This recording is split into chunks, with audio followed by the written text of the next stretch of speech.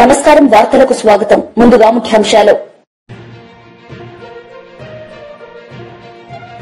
మార్కాపురంలో అంతర్జాతీయ మహిళా దినోత్సవంలో పాల్గొన్న ముఖ్యమంత్రి నారా చంద్రబాబు నాయుడు మహిళలను ఉద్దేశించి ప్రసంగం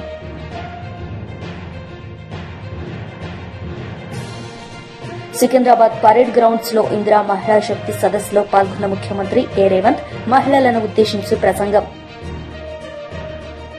మహిళా రిజర్వేషన్ చట్టాన్ని జనగణనతో ముడిపెట్టి కేంద్రం ఇప్పటికీ అమలు చేయడం లేదన్నారు కవిత. వెంటనే కేంద్ర ప్రభుత్వం జనగణన చేపట్టాలని తెలిపారు. సమాన గౌరవం, సమాన నిర్ణయాధికారం ఉన్నప్పుడే సంపూర్ణ మహిళా సాధికారత సాధించినట్టని ఆమె వెల్లడించారు. కేంద్ర ప్రభుత్వం ఏం చేసింది? మనకు 2023లో రిజర్వేషన్ చట్టం తీసుకొచ్చింది. మహిళా రిజర్వేషన్ చట్టం తీసుకొచ్చి ఏమన్నారు? ఇంప్లిమెంట్ చేస్తామన్నారు. కానీ దాన్ని దేంతో ముడిపెట్టిరు? జనగణనతో ముడిపెట్టిరు. అంటే జనగణన చేసేంత వరకు మహిళా బిల్లు రాదు. రాకపోవడం వల్ల ఏం జరిగింది? ఇవాళ మహారాష్ట్రలో ఎన్నికలైనాయి, అక్కడ ఎమ్మెల్యేలు కాకుండా మహిళలు ఆగిపోయారు. ఢిల్లీలో ఎన్నికలైనాయి, అక్కడ మహిళలకు రిజర్వేషన్ వర్తించలేదు. హర్యానాలో ఎన్నికలైనరు, అక్కడ మహిళా రిజర్వేషన్ వర్తించలేదు. నేను కేంద్ర ప్రభుత్వాన్ని ఈరోజు డిమాండ్ చేస్తా ఉన్నాను, మీరు ఈ బడ్జెట్లో ఎందుకు డబ్బులు పెట్టలేదు? తొందరగా జనగణన చేయండి. మీరు జనగణన చేస్తే ఇప్పుడు రాబోయే బీహార్ ఎన్నికలలో మహిళలు ఎమ్మెల్యేలు అవుతారు. రాబోయేటటువంటి తమిళనాడు 2026లో ఎన్నికలు వస్తాయి, అక్కడ మహిళలు ఎమ్మెల్యేలు అవుతారు. ఆ తర్వాత ఎంపీ ఎన్నికలలో కూడా మహిళలకు అవకాశం ఉంటుంది. కాబట్టి ఖచ్చితంగా తొందరగా కేంద్ర ప్రభుత్వం సెన్సెస్ చేయాలి, జనాభా లెక్కలు పెట్టాలని చెప్పి నేను బీఆర్ఎస్ పార్టీ తరఫున డిమాండ్ చేస్తా ఉన్నాను. మార్కాపురంలో అంతర్జాతీయ మహిళా దినోత్సవంలో పాల్గొన్న ముఖ్యమంత్రి నారా చంద్రబాబు నాయుడు ఈ సందర్భంగా మహిళలను ఉద్దేశించి ఆయన మాట్లాడారు. ఎంటర్‌ప్రెన్యూరే కాదు, 1,00,000 మంది పారిశ్రామికవేత్తల్ని, మహిళల్ని తయారు చేయాలి అన్న విజన్ మీది. దాని గురించి ఒక 2 మాటలు. ఈరోజు ఇక్కడంతా కూడా డాక్రా సంఘాలు, మెప్మా సంఘాలు కూడా వచ్చాయి. ఇది ఈరోజు పెట్టిన వ్యవస్థ కాదు. దగ్గర 25 సంవత్సరాల కంటే ముందు ఈ వ్యవస్థని ప్రారంభించాం. ఈరోజు వీళ్ళందరినీ చూస్తే ఈ సంవత్సరం డాక్రా సంఘాలు కానీ, మెప్మా సంఘాలు కానీ 35,000 కోట్ల రూపాయలు బ్యాంకుల నుంచి లోన్స్ తీసుకునే పరిస్థితి వచ్చారు. ఈ రోజు ఒక్క రోజున వారం రోజులు ఏదైతే ONDC ప్లాట్ఫామ్ మీద 4 గిన్నీస్ అవార్డులు వచ్చాయి మా వాళ్ళకి. దగ్గర 5 కోట్ల రూపాయలు 10 రోజుల లోపల టర్నోవర్ చేశారు మీరు. దగ్గర నాకు చెప్పిన లెక్క ప్రకారం అయితే 2-3 లక్షల ప్రోడక్ట్ని ఆన్లైన్ లో పెట్టి మీరు అమ్మగలిగారు.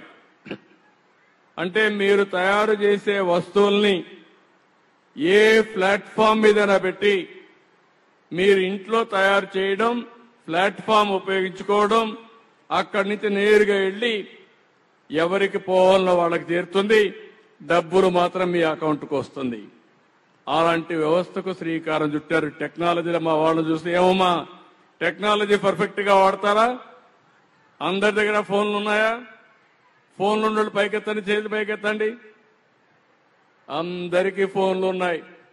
ఇప్పుడు మీటింగ్ జరుగుతా ఉంది, ఇంటికి మెసేజ్ ఇచ్చారు, కొంచెం లేట్ అయింది, ఒక గంట లేటుగా వస్తాం, మిగిలిన పనులన్నీ చేసుకోమని చెప్పి ఇక్కడి నుంచి ఆర్డర్స్ కమాండ్ చేసే పరిస్థితికి వస్తున్నారు. ఆ స్టేజ్కి రీచ్ అయ్యారు. మీరే మాకు స్ఫూర్తి సార్ టెక్నాలజీ విషయంలో. అయితే అంతర్జాతీయ మహిళా దినోత్సవ సందర్భంగా మీరు టైం కేటాయించి మాతో ఇలా సెలబ్రేట్ చేసుకోవడం చాలా ఆనందంగా ఉంది. మిమ్మల్ని జీవితంలో మహిళా దినోత్సవ సందర్భంగా గుర్తు చేసుకోవాలి అంటే ఆ మహిళ ఎవరు? మిమ్మల్ని ఎంతగా ప్రభావితం చేశారు? మీ భార్య గారా, అమ్మగారా? ఎవరికి వారే. కానీ ఈరోజు మీరు ఒకసారి చూస్తే మా మిస్సెస్ ఉంది. ఎందుకంటే అందరికి కూడా ఒక ఆలోచన ఉండాలి. అవకాశాలు ఇస్తే అవకాశాలు ఉపయోగించుకోవాలి. అదే సమయంలో మన సమర్థత నిరూపించుకునే అవకాశం వస్తుంది. బిగినింగ్ లో మా మిస్సెస్ కూడా వ్యాపారాలు చేయడం తెలియదు. ఇంట్లో కూడా వాళ్ళకు అవసరం లేదు కాబట్టి ఎన్టీ రామారావు గారు కుమార్తెగా ఏ పని చేయాల్సిన అవసరం లేదనే ఉద్దేశంతో నేర్చుకోలేదు. నేను మంత్రి అయిన తర్వాత మళ్ళీ నాకు రాజకీయాల్లో యాక్టివ్గా 89లో మినిస్టర్ అయ్యే పరిస్థితి, 94లో మినిస్టర్ అయ్యాను. అప్పటికి నేను ఒక చిన్న ఇండస్ట్రీ పెట్టాను ఫ్యామిలీ బిజినెస్ కోసం. అప్పుడు ఇంట్లో లోకేష్ చిన్న కుర్రాడు. అప్పుడు నేను ఆలోచించి బిజినెస్ చూసుకోమని మా మిస్సెస్ను కోరాను. ఆవిడ రిలక్టెంట్గా రిఫ్యూజ్ చేశారు బిగినింగ్లో. నేను గట్టిగా చెప్పాను, ఎవరో ఒకరు చూసుకోవాలి, నేను మంత్రిగా ఉన్నాను, నాకు టైం ఉండదు, అది కాకుండా బిజినెస్ చూడడం కరెక్ట్ కూడా కాదు అని చెప్పితే యాక్సెప్ట్ చేసింది. యాక్సెప్ట్ చేసిన తర్వాత నేను మంత్రిగా ఉండి మళ్ళా ముఖ్యమంత్రి అయ్యాను. 10 ఏళ్లు రాజకీయాల్లో యాక్టివ్గా ఉంటే అక్కడి నుంచి అంచెలంచెలుగా ఒక సాధారణమైన మహిళ హెరిటేజ్ కంపెనీని డెవలప్ చేసి పిల్లలను కూడా అందరినీ, మా అబ్బాయిని కూడా బాగా చదివించి పెళ్ళైన తర్వాత ఇద్దరిని కూడా స్టాన్ఫోర్డ్ వరకు చదివించే పరిస్థితికి వచ్చిందంటే అది మహిళలకు ఉండే శక్తి అని చెప్పి నేను మీకు తెలియజేస్తున్నా. ఇప్పుడు అక్కడితో ఆగలేదు. ఎన్టీఆర్ మెమోరియల్ ట్రస్ట్ ద్వారా సేవా కార్యక్రమాలు చేస్తా ఉంది. సికింద్రాబాద్ పరేడ్ గ్రౌండ్స్ లో ఇందిరా మహిళా శక్తి సదస్సులో పాల్గొన్న ముఖ్యమంత్రి ఏ రేవంత్ ఈ సందర్భంగా ఆయన ప్రసంగించారు. గ్రహణం పట్టింది. 10 ఏళ్లలో ఏ రోజు కూడా స్వయం సహాయక సంఘాలు మండల కేంద్రానికి వెళ్ళడానికి కూడా ఏనాడు ప్రభుత్వం అవకాశం కల్పించలే. ఈనాడు మండలాలే కాదు, జిల్లాలే కాదు, ఈరోజు రాష్ట్ర రాజధానిలో ఆడబిడ్డల ఆత్మగౌరవం తలెత్తుకొని నిలబడే విధంగా తమ శక్తిని ప్రదర్శించిందంటే చంద్రగ్రహణం అంతరించిపోయింది. ఈనాడు ఆడబిడ్డలు వెలుగులు చూస్తున్నారు, ఆడబిడ్డలు స్వేచ్ఛను చూస్తున్నారు, ఆడబిడ్డలు సంక్షేమాన్ని చూస్తున్నారు. అన్నిటికంటే ఆడబిడ్డలు ఆత్మగౌరవంతో పరేడ్ గ్రౌండ్ లో మాకు ఆత్మగౌరవం ఉంది, మేం నిలబెడతాం, ఈ తెలంగాణ రాష్ట్రాన్ని ముందుకు నడిపిస్తామని ఈ ఆడబిడ్డలు ఇక్కడికి వచ్చి వేలాదిగా ఈ రోజు తమ గలం వినిపిస్తున్నారు.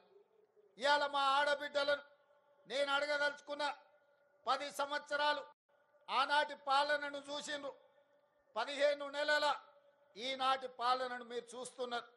ఆనాడు ఎప్పుడైనా ప్రభుత్వం మీ పట్ల ఏ విధంగా వ్యవహరించిందో, ప్రభుత్వం మీ పట్ల ఏ విధమైన వివక్ష చూపించిందో మీరు చూస్తున్నారు. ఇవాళ మన ప్రభుత్వం, మీ ప్రభుత్వం, ఇందిరమ్మ ప్రభుత్వం వచ్చిన తర్వాత అన్ని సంఘాలను, మా అధికారులను సమన్వయపరిచి, మా మంత్రులను సమన్వయపరిచి ఖచ్చితంగా సంఘాలన్నిటినీ ఏకీకృతం చేయాలి, సంఘాలకు సహాయం అందించాలి, సంఘాలను బలోపేతం చేయాలి. ఎప్పుడైతే ఈ సంఘాలను బలోపేతం చేసి ఆర్థికంగా నిలబెడతామో అప్పుడే తెలంగాణ రాష్ట్రం $1 ట్రిలియన్ ఎకానమీని మనం సాధించాలి. అంటే ఆడబిడ్డలు కోటీశ్వరులు కావాలి అని మంత్రివర్గంలో మేము మాట్లాడి నిర్ణయం తీసుకున్నాం. అంతర్జాతీయ వేదికల్లో, జాతీయ వేదికల్లో నేను పదే మాట్లాడిన మా తెలంగాణ రాష్ట్రం $1 ట్రిలియన్ ఎకానమీని ఈరోజు సృష్టించబోతున్నామని. అది నా శక్తి మీద విశ్వాసంతోనో, నా పనితనం మీద నమ్మకంతోనో కాదు. నా నమ్మకం మా ఆడబిడ్డలు, నా విశ్వాసం మా ఆడబిడ్డలు. 1 కోటి మంది ఆడబిడ్డలను కోటీశ్వరులను చేసిన రోజు తెలంగాణ రాష్ట్రం యొక్క ఆర్థిక వ్యవస్థ $1 ట్రిలియన్ ఎకానమీని చేరడం అనేది పెద్ద సమస్య కాదని నేను ఈ వేదిక మీద నుంచి మాట్లాడదలుచుకున్నా. మా ఆడబిడ్డలకు గతంలో పాఠశాలల సంగతి తెలియదు. మా ఆడబిడ్డలకు గతంలో ఐకేపీ కేంద్రాలను నిర్వహిస్తే వాళ్లకు రావాల్సిన నిధులు ఎప్పుడు వస్తాయో తెలియదు. కానీ ఈనాడు మన ప్రభుత్వం వచ్చిన తర్వాత ఆదర్శ పాఠశాలల పేరు మీద పాఠశాలల నిర్వహణ మొత్తం మా ఆడబిడ్డలకే అప్పచెప్పినాం. ఎందుకంటే తండాలలో, గూడాలలో, మారుమూల పల్లెల్లో ఉన్న మా పేదలే మా స్వయం సహాయక సంఘాల సభ్యులు. ఈరోజు తెలంగాణ రాష్ట్రంలో దాదాపుగా 65 లక్షల మంది ఆడబిడ్డలు సంఘాలలో ఉన్నారంటే వాళ్ళ బిడ్డలే ప్రభుత్వ పాఠశాలల్లో చదువుకుంటున్నారు. అందుకే ఆలోచన చేసి ఈ పాఠశాలల్ని కార్పొరేట్ పాఠశాలలతో పోటీ పడే విధంగా వాటి నిర్వహణ ఉండాలి. వాటి నిర్మాణం అన్ని ఆడబిడ్డల చేతుల్లో ఉండాలి అని ఈరోజు రాష్ట్ర ప్రభుత్వం పాఠశాలలన్నిటిని కూడా మా ఆడబిడ్డలకు అప్పచెప్పినాం. ఇదే కాదు, రెసిడెన్షియల్ స్కూళ్లలో ఉండే పిల్లలకు బట్టలు కుట్టే కార్యక్రమం ఆనాడు చంద్రశేఖరరావు గారు వాళ్ళ మంత్రులు కమిషన్ల కక్కుర్తిపడి మాజీ మంత్రి రోజా మీడియా సమావేశం నిర్వహించారు. ఈ సందర్భంగా పలు అంశాలపై ఆమె మాట్లాడారు. అది సక్రమంగా ఆ కుటుంబం కోసం ఖర్చు చేస్తుంది అన్న నమ్మకంతో ఆయన ముందుకు వెళ్ళటం, అది నిజంగా 100% మన మహిళలు కూడా సద్వినియోగం చేసుకోవడం మనం కళ్ళారా చూసాం. అలాగే రాజకీయంగా చూస్తే 50% నామినేటెడ్ పోస్టులు మహిళలకు ఇవ్వటం జరిగింది. ఈరోజు ఎంతో మంది మహిళలు జడ్పీ చైర్మన్లుగా, మేయర్లుగా, మున్సిపల్ చైర్మన్లుగా, ఎంపీపీలుగా, జడ్పీటీసీలుగా ఇంతమంది బయటకు వచ్చి మహిళల కోసం పోరాడుతూ మహిళలకి రావాల్సిన అన్నీ కూడా జగనన్న ప్రభుత్వంలో ముఖ్యంగా అన్న ఇచ్చిన ప్రతి పథకాన్ని మహిళకి చేరవేసిన ఘనత మహిళకి దక్కిందంటే అది ఒక్క జగనన్న వల్లే. అలా ప్రతిదీ కూడా జగనన్న సహాయ సహకారాలతో మహిళలు తమ చుట్టూ ఉన్న మహిళల్ని ఏ విధంగా సాధికారత దిశగా నడిపించారో మనం కళ్ళారా చూసాం. అలాంటి మహిళలకి ఈరోజు తమకు ఒక సమస్య వచ్చినా, ప్రభుత్వం తమకు మోసం చేసినా ఎక్కడికి వెళ్ళి చెప్పుకోవాలి, ఏం చెప్పుకోవాలో కూడా తెలియని పరిస్థితికి భయభ్రాంతుల్ని గురి చేశారు. ఎవరైనా కూటమి ప్రభుత్వం చేసిన తప్పుల్ని, మోసాల్ని ఎత్తి చూపిస్తే ఇమీడియట్గా వాళ్ళ మీద ఫేక్ కేసులు పెట్టి ఏ విధంగా పోలీసు వ్యవస్థని ఉపయోగించుకొని మహిళల్ని జైల్లో పెట్టిస్తున్నారు, నాయకుల్ని జైల్లో పెట్టిస్తున్నారో మనం కళ్ళారా చూస్తున్నాం. అండ్ మహిళకి కావాల్సిన భద్రత కోసం జగన్మోహన్ రెడ్డి గారు ఎన్నో దిశ యాప్ కానీ, దిశ పోలీస్ స్టేషన్లు కానీ, మహిళా పోలీసుల్ని రిక్రూట్ చేయటం కానీ ఎంత పెద్ద మనసుతో చేసి ఆడవాళ్ళని కాపాడుకున్నారో మనం కళ్ళారా చూసాం. కానీ అదే కూటమి ప్రభుత్వం అధికారంలోకి వచ్చాక దిశ యాప్ని కానీ, దిశ పోలీస్ స్టేషన్లు కానీ, మహిళా భద్రతకు సంబంధించిన ప్రతి దాన్ని ఎలా నిర్వీర్యం చేశారో మనం కళ్ళారా చూసాం. అంటే మహిళ అంటే గౌరవం లేదు, మహిళ అంటే అభిమానం లేదు, మహిళకి చేయాలన్న చిత్తశుద్ధి ఈ కూటమి ప్రభుత్వంలో ఉన్న సీఎం చంద్రబాబు నాయుడుకి కానీ, డిప్యూటీ సీఎం పవన్ కళ్యాణ్కి కానీ, అలాగే హోంమంత్రి అనితకి లేకపోవడం చాలా బాధాకరమని కూడా ఈ సందర్భంగా తెలియజేసుకుంటున్నాను. జగనన్న ఉన్నప్పుడు మీరు చూస్తే చెప్పుకోవడానికి గుర్తురానన్ని పథకాలు, చేయూత కానీ, అమ్మఒడి కానీ, ఆసరా కానీ, ఇల్లు కానీ, రైతు భరోసా కానీ, సున్నా వడ్డీ కానీ, ఇలా చెప్పుకుంటూ పోతే ఎన్నో పథకాలు ఇచ్చారు. కానీ చంద్రబాబు నాయుడు వచ్చిన తర్వాత ఆయన ఇస్తున్న పథకాలు ఏంటి అంటే చంద్రన్న పగ, చంద్రన్న దగ, చంద్రన్న నిత్యావసర వస్తువుల ధరల బగబగ, అలాగే జగనన్న మోసం, చంద్రన్న మోసం, చంద్రన్న తల్లికి పంగనామం, అలాగే చంద్రన్న నిరుద్యోగులకు వెన్నుపోటు, ఇలాంటి పథకాలు తప్ప చంద్రబాబు నాయుడు చెప్పిన ఒక పథకాన్నైనా ఈరోజు ప్రజలకు ఇచ్చారని నేను అడుగుతున్నా. నవమాసాల్లో నవ మోసాల్ని నారావారు తీసుకొచ్చి ఈరోజు ప్రజలకు అందిస్తున్నారు.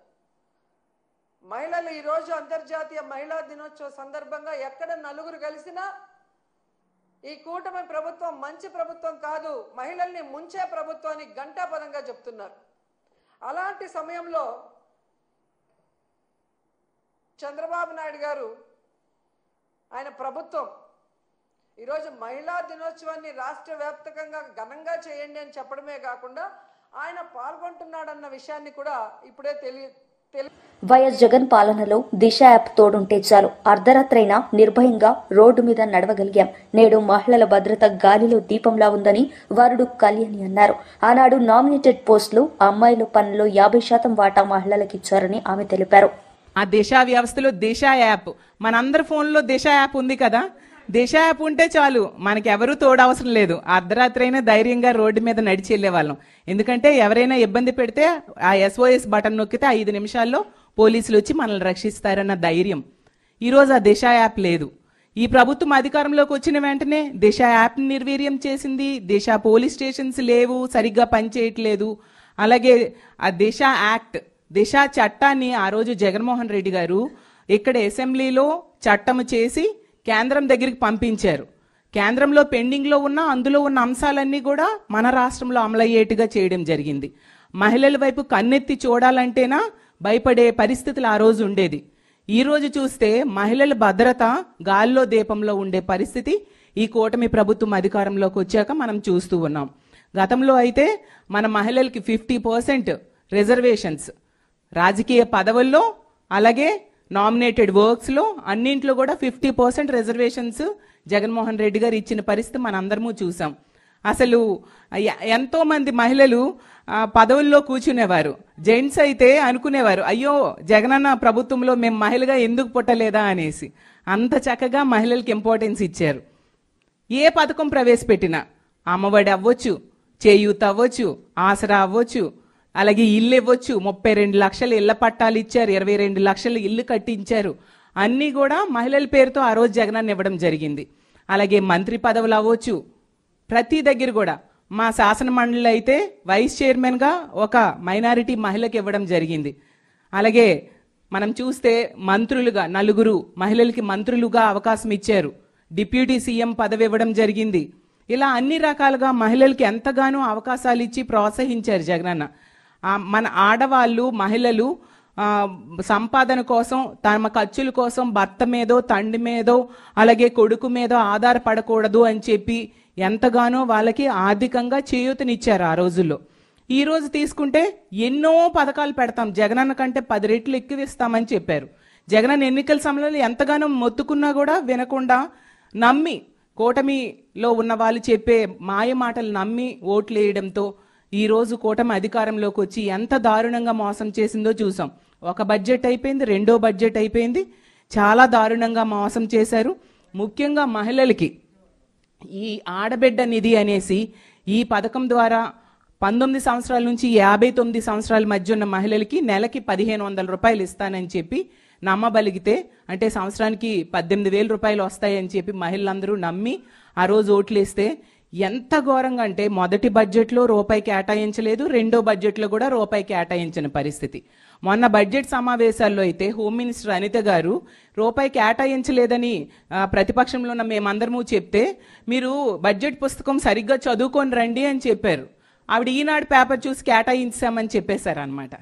చూసే రూపాయి కేటాయించలేదు. ఈ రెండో బడ్జెట్లో కూడా రూపాయి కేటాయించిన పరిస్థితి. ఎంత దారుణంగా ఈ ఆడబిడ్డ నిధి అని చెప్పి మహిళలకి మోసం చేశారు. అప్పుడు చక్కగా చేయూత వచ్చేది జగనన్న ప్రభుత్వంలో. ఎంతమంది చక్కగా చిన్న చిన్న సెల్ఫ్ ఎంప్లాయ్మెంట్ ద్వారా వాళ్ళ. కేంద్ర మంత్రి కిషన్ రెడ్డి మీడియా సమావేశం నిర్వహించారు. ఈ సందర్భంగా పలు అంశాలపై వారు మాట్లాడారు. ఇది కాశ్మీర్ నుంచి కన్యాకుమారి వరకు కనెక్టింగ్ రోడ్. ఇది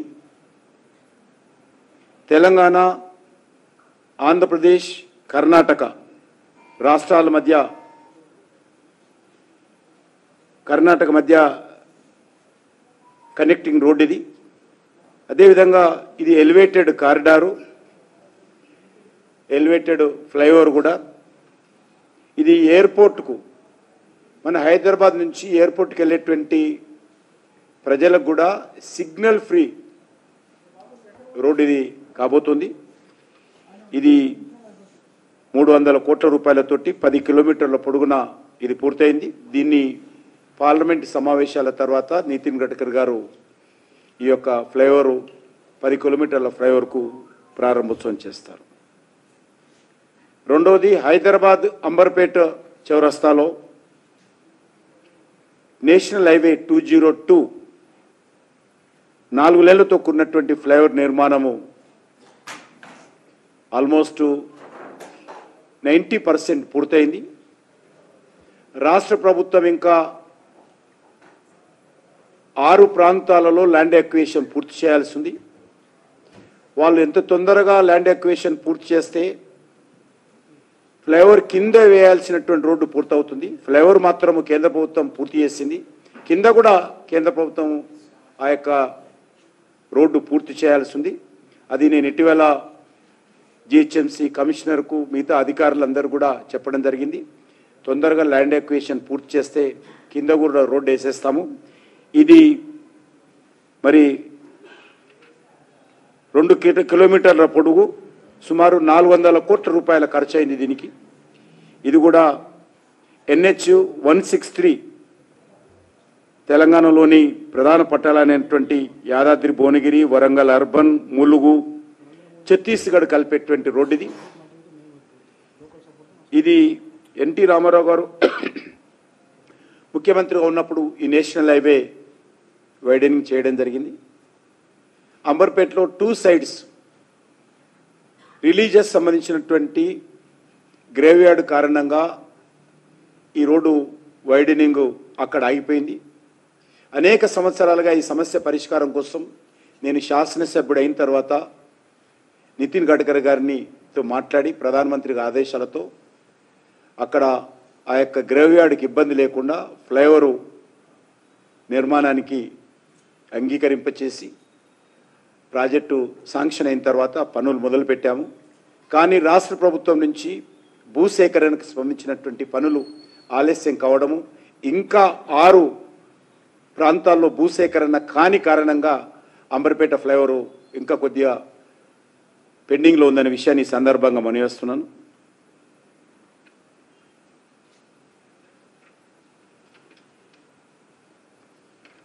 అదేవిధంగా మూడవది NH-167 మహబూబ్నగర్ జడ్చర్ల మధ్యలో 16 కిలోమీటర్ల జాతీయ రహదారి 193 కోట్ల రూపాయల ఖర్చుతో ఇది కూడా ఇంకా అక్కడక్కడ ల్యాండ్ అక్విజిషన్ చేయాల్సి ఉంది. గవర్నమెంట్ ఆఫ్ ఇండియా ఈ రోడ్డు ప్రారంభోత్సవానికి సిద్ధంగా ఉంది. దీని కారణంగా మహబూబ్నగర్ జడ్చర్ల మధ్యలో ప్రయాణ సమయం తగ్గుతుంది, ట్రాన్స్పోర్టు వేగవంతంగా వెళ్ళడానికి అవకాశం ఉంటుంది. ఇది తెలంగాణ. వార్తలు ముగించే ముందు ముఖ్యాంశాలు మరోసారి. మార్కాపురంలో అంతర్జాతీయ మహిళా దినోత్సవంలో పాల్గొన్న ముఖ్యమంత్రి నారా చంద్రబాబు నాయుడు మహిళలను ఉద్దేశించి ప్రసంగం.